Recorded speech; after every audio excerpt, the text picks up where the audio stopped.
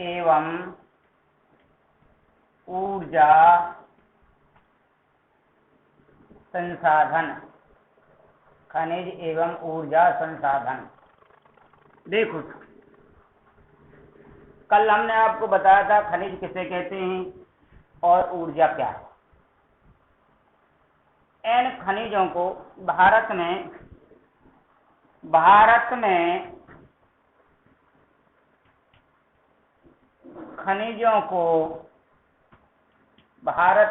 खनिजों को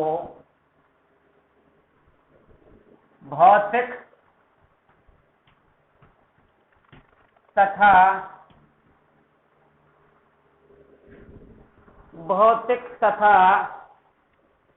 रासायनिक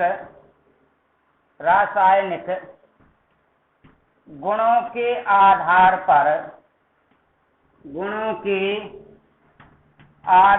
पर निम्न भागों में विभाजित किया गया है।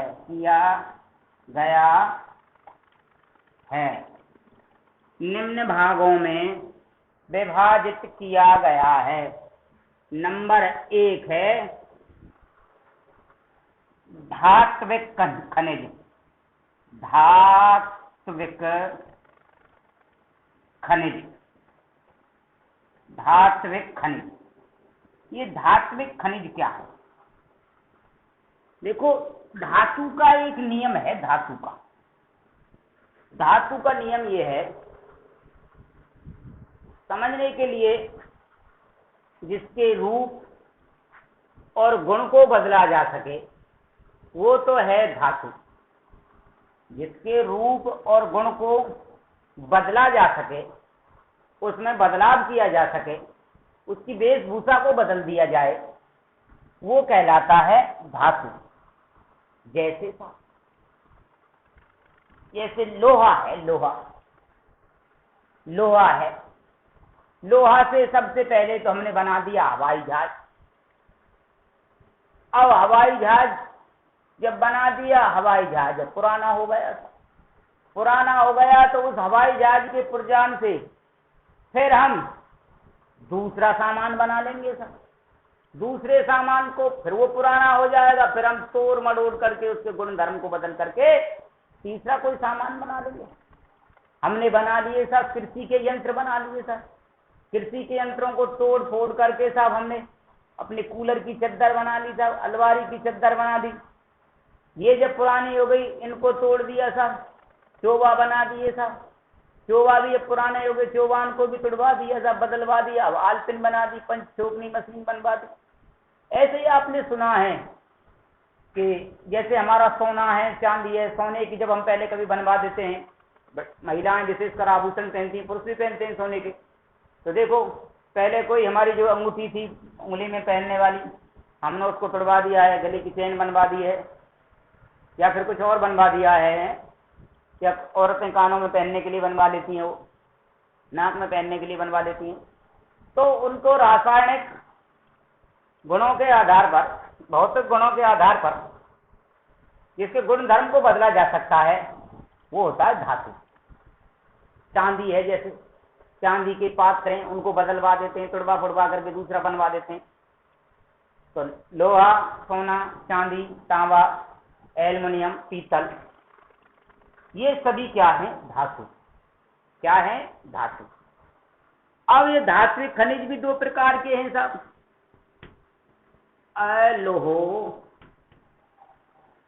अलोहो धातु। अलोहो धातु क्या है? अलोहो धातु का मतलब होता है अलोहो, जिसमें लोहा नहीं पाया जाता है, वह धातु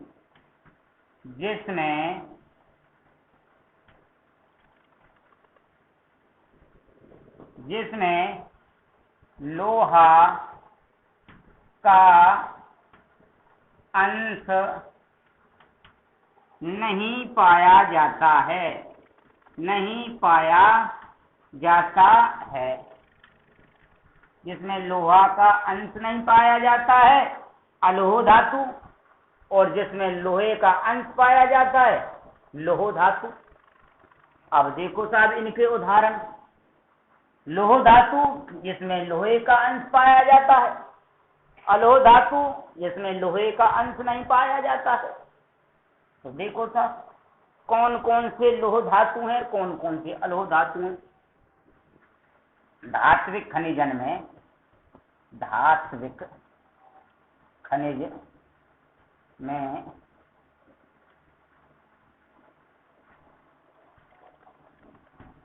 लोह धातु और अलोह धातु, अलोह धातु, ठीक है जी। अब देखो सर, अलोह धातु मैंने अभी बता दिया आपको, लोह धातु इसमें लोहे का अंश पाता है, वह लोहा का अंश पाया जाता है, पाया जाता है। इसमें लोहा का अंश, लोहा का अंश नहीं पाया जाता, नहीं पाया जाता है, ठीक है सर। अब लोह धातु के उदाहरण देखो सर। लोह धातु के उदाहरण,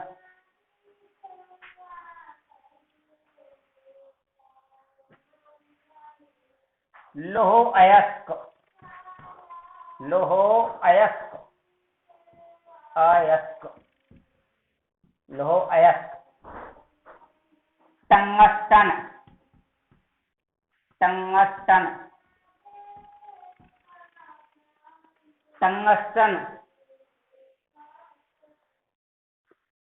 क्रोनाइट,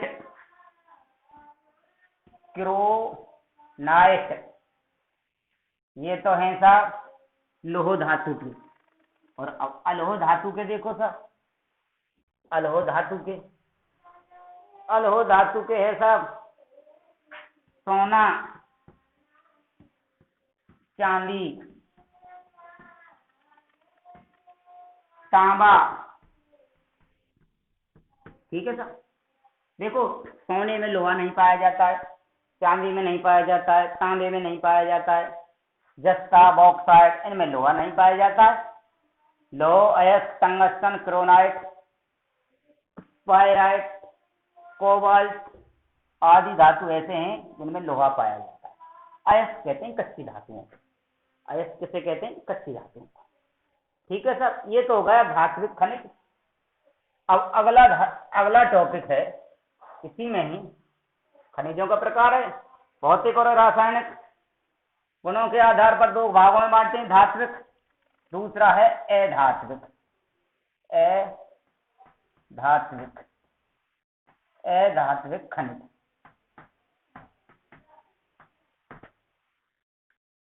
वह खनिज, वह खनिज जिसमें, जिसमें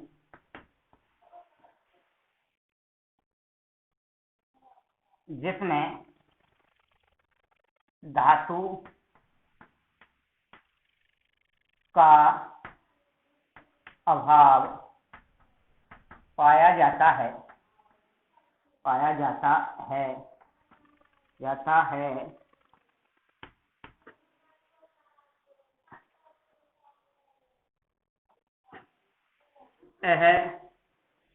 धात्विक, अधात्विक खनिज, खनिज कहते हैं, अधात्विक खनिज कहते हैं। वह धातु जिसमें धातु का अभाव पाया जाता है या धातु का अंश नहीं पाया जाता है या धातु का अंश नहीं पाया जाता है। ठीक है सर। अब देखो सर, जैसे कौन कौन से हैं सब, जैसे जैसे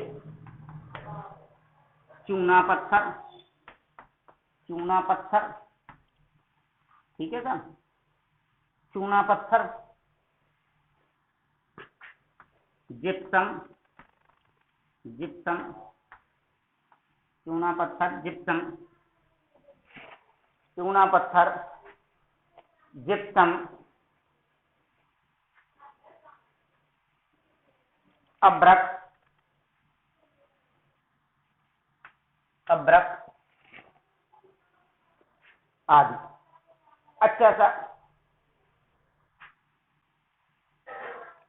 अब इसमें ही है ऊर्जा खनिज, इसमें ही है ऊर्जा खनिज। ऊर्जा खनिज का क्या है? ऊर्जा खनिज किसे कहते हैं? एक बार प्रश्न पूछा था बोर्ड ने, ऊर्जा खनिज किसे कहते हैं? ऊर्जा खनिज,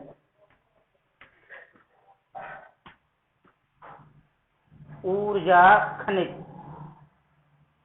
ऐसे खनिज, ऐसे खनिज जिनसे जिनसे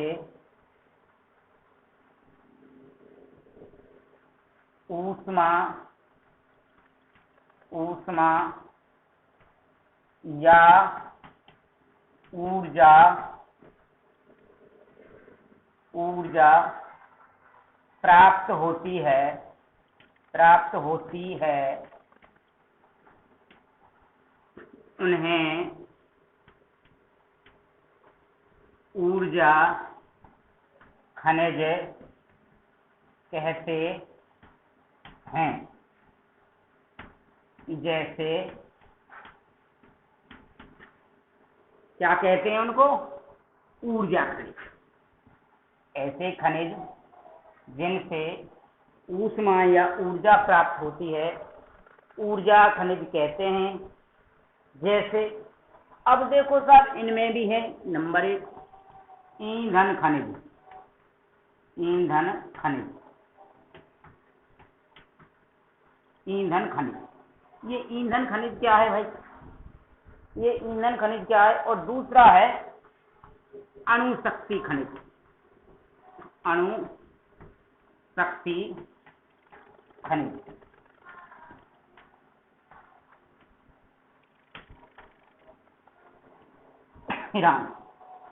देखो, ईंधन खनिज से भी ऊष्मा या ऊर्जा प्राप्त होती है और अणुशक्ति से भी ऊर्जा या ऊष्मा प्राप्त होती है। तो ईंधन खनिज, देखो खनन क्रिया के द्वारा निकालते हैं जिनको खनिज कहते हैं। ईंधन, ईंधन का मतलब होता है जो जलाने में सहायक है। जैसे तुम्हारा कोयला, कोयला कुछ ऐसा बताते हैं भूगोल वेत्ता कि प्राचीन काल में, कब?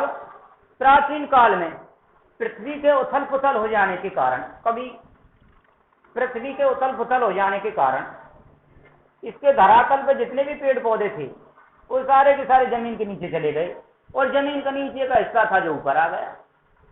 सदियां गुजर जाने के बाद अब वो धीरे धीरे धीरे धीरे जो पेड़ पौधे दब गए थे, पहले नदी नहर नाले जो छोटे मोटे थे जो सारे दब गए थे, वो पेड़ पौधे अब धीरे धीरे कोयले के रूप में निकल रहे हैं। कुछ ऐसा बताते हैं खनिज वेत्ता, भूगोल वेत्ता। ठीक है सर। तो देखो, ईंधन खनिज, कोयला जलाने के काम आता है कि नहीं आता है? भोजन बनाने के काम आता है कि नहीं आता है? आता है। भोजन बनाने की पूर्ति करता है, बस्तियों में चलता है, ईंधन ही तो है। रेलगाड़ी चलाई जाती है। ठीक है सर। खनिज तेल, ये खनिज तेल है ना, पेट्रोलियम पदार्थ है जो खनिज तेल, ये भी ईंधन खनिज में आता है। देखो सब, अब एक पेट्रोलियम पदार्थ है, तुम्हारा डीजल है, पेट्रोल है, प्राकृतिक गैस है। देखो ये सभी ईंधन है, इनकी हमारे यंत्र चलते हैं, साधन चल रहे हैं। मोटरसाइकिल चल रही है, ट्रैक्टर चल रहा है, हवाई जहाज चल रहा है, भोजन भी बनाया जा रहा है सब। ठीक है, बनाते कि नहीं बनाते भोजन? गैस से ही तो बनता है भोजन, प्राकृतिक गैस जो प्रकृति के अंदर से निकल करके आ रही है, जो हमारे सिलेंडर में भरी जाती है, ये प्राकृतिक गैस ही तो है। देखो प्राकृतिक गैस से भी सब साधन चल रहे हैं, तुमने देखा है, कार चल रही है अब तो गैस से, गाड़ी चल रही है सब गैस की गाड़ी है, स्कूटी चल रही है गैस की स्कूटी है। ये आता है ईंधन खनिज में अणुशक्ति खनिज। देखो अणुशक्ति खनिज, इसमें यूरेनियम, इसमें uranium uranium uranium thorium thorium thorium आदि। ठीक है सब। भारत में धात्विक व अधात्विक दोनों प्रकार के खनिज पाए जाते हैं, और इनके जो प्रकार हैं वो भारत में 89 प्रकार के खनिज हैं। भारत में कुल 89 प्रकार के खनिज पाए जाते हैं। कितने प्रकार के? 89, एक कम 90, जिनमें भारत में कुल खनिज 89 प्रकार, जिनमें से सब कितने प्रकार के? एक कम रह गए बस। जिनमें से कितने तो धात्विक हैं, धात्विक, कितने अधात्विक हैं, कितने अधात्विक हैं, कितने धात्विक हैं, कितने अधात्विक हैं, और कितने सूक्ष्म खनिज हैं, कितने सूक्ष्म खनिज हैं, इनको देखेंगे साथ। धात्विक कितने हैं, कितने प्रकार के हैं? देखो 10 प्रकार के तो हैं धात्विक, 10 प्रकार। और सब 52 प्रकार के हैं, 52 प्रकार के हैं अधात्विक, अधात्विक।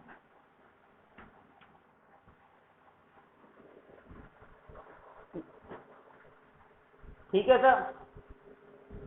और 23 प्रकार के हैं, 23 प्रकार के, 23 प्रकार के सूक्ष्म खनिज। अब कितने बचे? 4 बचे। ये हैं ईंधन खनिज, ये हैं ईंधन खनिज। तो ईंधन खनिज कितने हो गए? 4। अब तुम देख लो ये 89 हो गए कि नहीं हो गए? ये 89 हो गए सर। ठीक है सर, कोई दिक्कत यहां तक? अब बारी आएगी भारत में प्रमुख खनिज। भारत में प्रमुख खनिज, भारत में प्रमुख खनिज।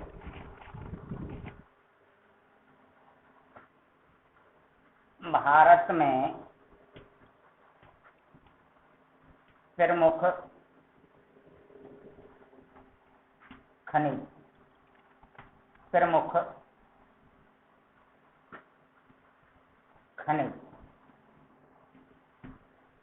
भारत में प्रमुख खनिज कौन कौन से हैं? भारत में प्रमुख खनिज कौन कौन से हैं?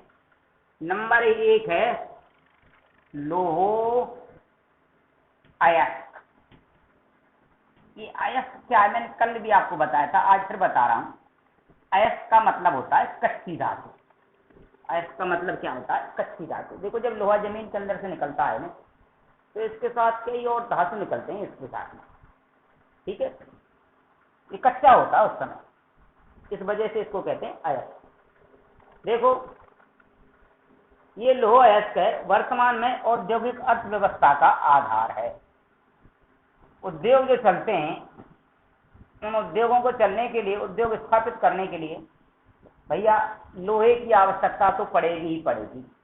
देखो जितने भी जब उद्योग लगेंगे, फैक्ट्रियां लगेंगी, कल कारखाने लगेंगे, तो वो सब उद्योग के जो कलपुर्जे बनते हैं, उद्योग जो लगेगा उसकी मशीनें जो आएंगी, मशीनें जो बनेंगी वो लोहे से ही तो बनेंगी। तो अर्थव्यवस्था का आधार है। यह आग्नेय चट्टानों से प्राप्त होता है।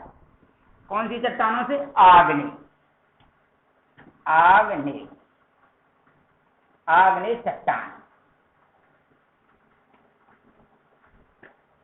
लोहा अयस्क कौन सी चट्टानों से प्राप्त होता है? आग्नेय चट्टान।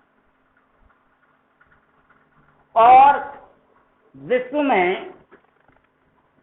में भंडार की दृष्टि से, भंडार की दृष्टि से, भंडार की दृष्टि से दूसरा स्थान है साहब भारत का। कौन सा स्थान है? भारत का दूसरा। पहले नंबर पर है रूस। रूस में ज्यादा भंडार है भैया। दूसरे नंबर पर कौन है? हमारा भारत। ठीक है सर। भारत में लौह अयस्क के प्रकार, लौह अयस्क के प्रकार, भारत में लौह अयस्क के प्रकार कितने प्रकार हैं? 5 प्रकार। कितने प्रकार के हैं? 5 प्रकार के। नंबर 1 मैग्नेटाइट,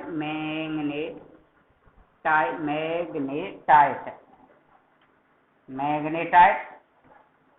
नंबर 2 मैग्नेटाइट के बाद नंबर 2 हेमेटाइट,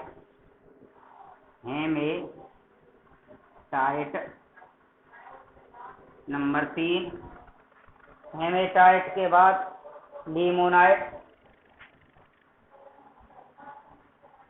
लिमोनाइट,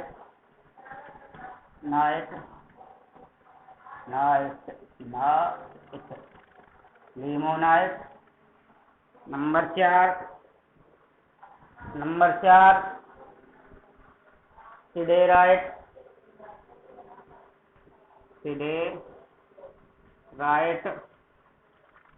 और नंबर 5 लेटेराइट,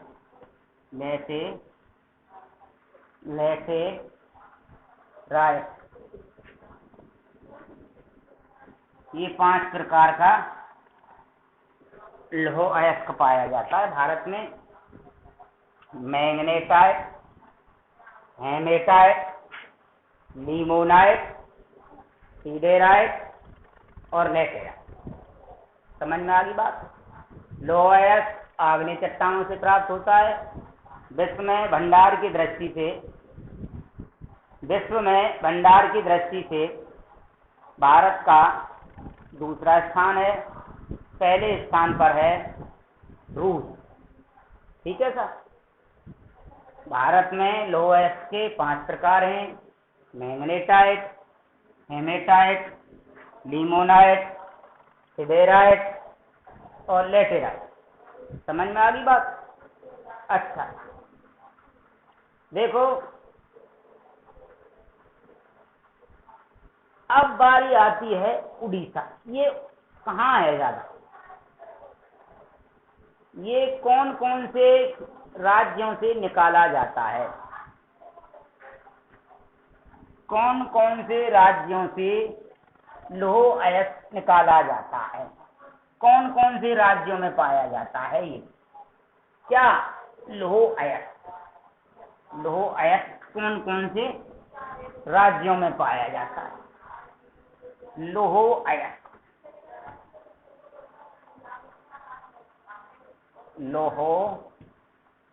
अयस्क कौन कौन से राज्यों में पाया जाता है? उड़ीसा। नंबर 1 उड़ीसा। देखो उड़ीसा हमारा एक राज्य है। ठीक है, दक्षिण में पड़ता है। कहाँ पड़ता है? दक्षिण, साउथ में। देश के कुल भंडार का 30%, देश के कुल भंडार का 30% कहाँ पाया जाता है? उड़ीसा में पाया जाता है। ठीक है। और उत्पादन का 28%, और उत्पादन का, देश के उत्पादन का 28%। ठीक है जी। अच्छा सर, यहाँ हेमेटाइट प्रकार का पाया जाता है। कौन से प्रकार का? हेमेटाइट। हेमेटाइट प्रकार का लौह अयस्क पाया जाता है उड़ीसा में। कहाँ पाया जाता है? उड़ीसा में। अब कौन कौन सी जगह हैं साहब जहाँ ये पाया जाता है? तो देखो, उड़ीसा में है मयूरभंज। मयूरभंज नंबर 1, मयूरभंज।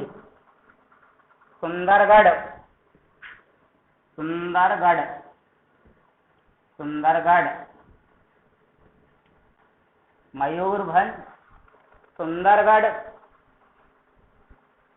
क्योंझर, क्योंझर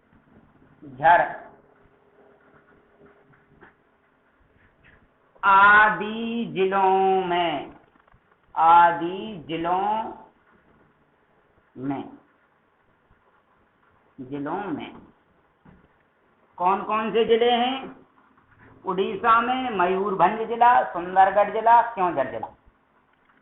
अच्छा, देखो उड़ीसा में जो लौह पाया जाता है, लौह अयस्क पाया जाता है, वह है हेमेटाइट। कौन सा है? हेमेटाइट, मतलब दूसरे नंबर का। पहले नंबर का तो मैग्नेटाइट था, दूसरे नंबर का पाया जाता है, ध्यान रखना है आपको। ठीक है सर। यहाँ से लौह अयस्क का निर्यात विशाखापट्टनम व पारादीप बंदरगाह से जापान व अन्य देशों को किया जाता है।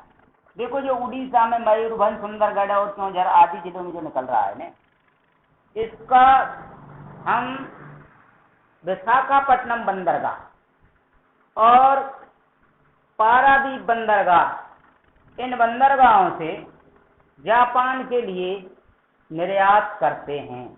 निर्यात का मतलब तो आप जानते हैं, कल मैंने बताई थी आपको। आयात का मतलब होता है खरीदना, मंगाना। निर्यात का मतलब होता है बेचना या भेजना। समझ में आ गई बात? नहीं आई? खूब अच्छे तरीका से आ गई। अब बारी आती है कर्नाटक, उड़ीसा के बाद में। और लौह अयस्क कहाँ पाया जाता है? कर्नाटक में। ये भी साउथ में है, दक्षिणी भारत में है। ठीक है, कर्नाटक, कर्नाटक, कर्नाटक। ठीक है जी। ये भी कहाँ है? साउथ में है, दक्षिण में। देखो, कर्नाटक में कुल भंडार का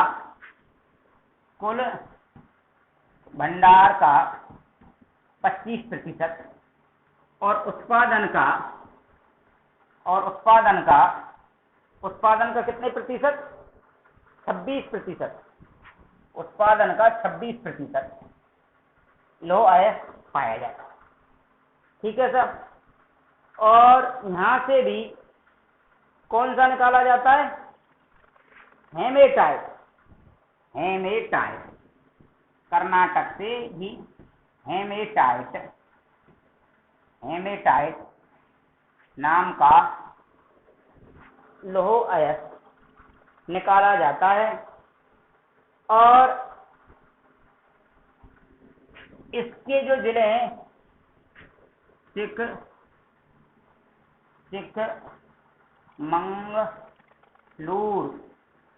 चिकमंगलूर ये जिला है कर्नाटक का। और भैया चित्रदुर्ग,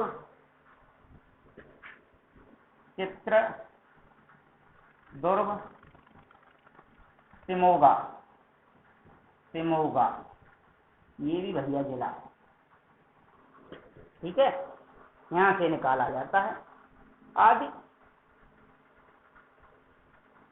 अब देखो, चिकमंगलूर जिले में बाबा बूदन की पहाड़ी है, कालाहाड़ी, केमनगुडी, केंद्रदीप, यहाँ ज्यादा निकाला जाता है, यहाँ से ज्यादा निकाला जाता है। इसके बाद लौह अयस्क का शोधन जो शुद्ध किया जाता है भद्रावती तथा विजयनगर कारखानों में किया जाता है। ठीक है सर। उड़ीसा हो गया, कर्नाटक हो गया। अब इसके बाद अगला नंबर है छत्तीसगढ़। कौन सा गढ़? छत्तीसगढ़। इसको पढ़ाएंगे कल।